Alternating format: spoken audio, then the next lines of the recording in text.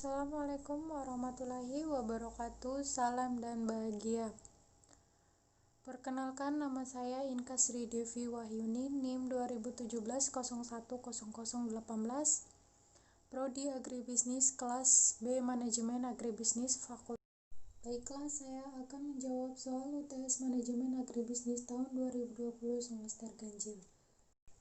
Dalam soal tersebut, saya diminta untuk menjelaskan mengenai aspek-aspek model agribisnis terpadu.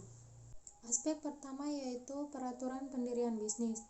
Dalam aturan tersebut ada beberapa macam peraturan, yaitu CV. CV adalah persekutuan yang didirikan oleh dua orang yang mempercayakan uang atau barang kepada seseorang atau beberapa orang yang menjalankan perusahaan.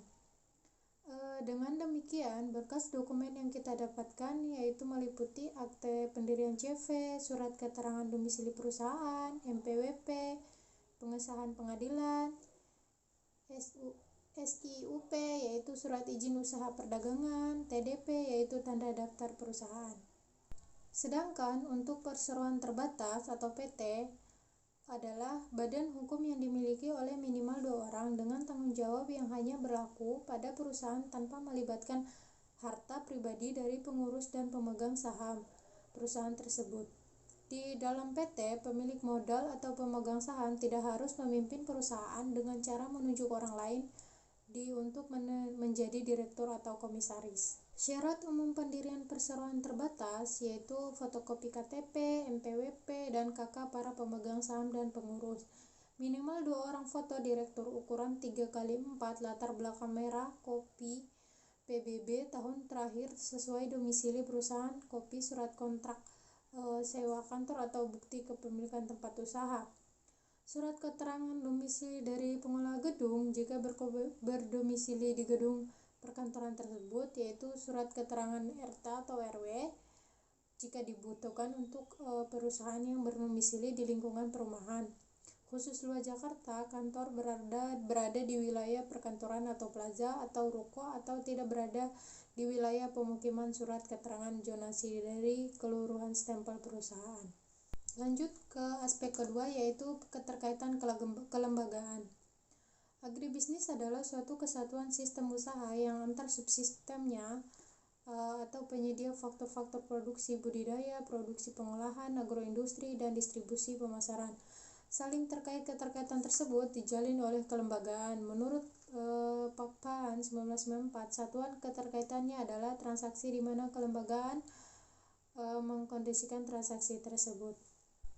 Lembaga usaha ekonomi pertanian tradisi dicirikan oleh perilaku usaha tradisional, subsisten, penguasaan, iptek rendah, produktivitas rendah, dan pasar terbatas. Sedangkan lembaga usaha ekonomi pertanian modern memiliki dan menguasai aset lahan dan modal besar-besaran seperti penguasaan iptek yang tinggi dan berorientasi ekspor.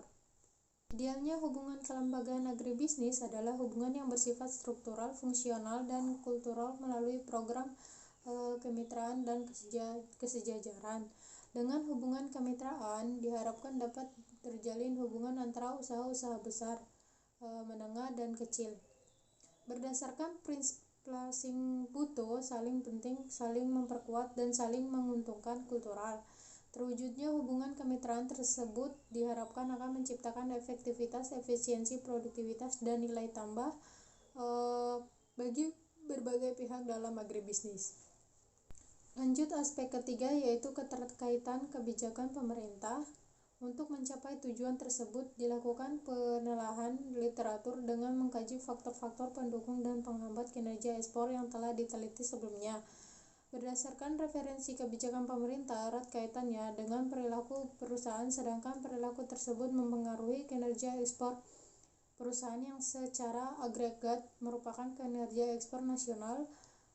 Perilaku perusahaan yang dikaji di dalam penelitian ini dikembangkan dan dikajikan pada tahun 1996 yang meliputi perilaku kewirausahaan, perencanaan ekspor, sikap penghambat ekspor, dan orientasi global. Perilaku tersebut dikaji hubungannya dengan kebijakan pemerintah melalui subvariabel terukur dari keempat variabel dimaksud dengan selanjutnya, yaitu Pengaruh 4 perilaku tersebut terhadap kinerja ekspor perusahaan. Subvariabel dari masing-masing perilaku diberi skala Likert 1-5 untuk mengukur pendapat responden.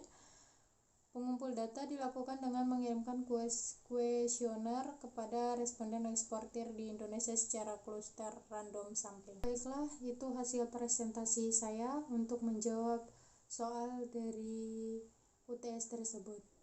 Kurang dan lebihnya mohon maaf. Sekian, salam.